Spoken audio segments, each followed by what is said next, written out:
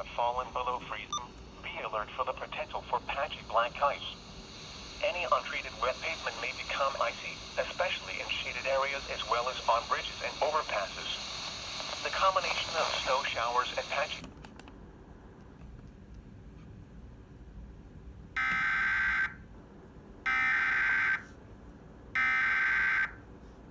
The National Weather Service in Beckley, West Virginia, has issued a flash freeze warning. Take plants indoors, they may die in the cold weather. This weather was spotted on NOAA Doppler radar at 4:05 p.m., in effect until 10:20 p.m. You can report bad weather to NOAA Weather Radio's Facebook page at Noaa Weather Radio.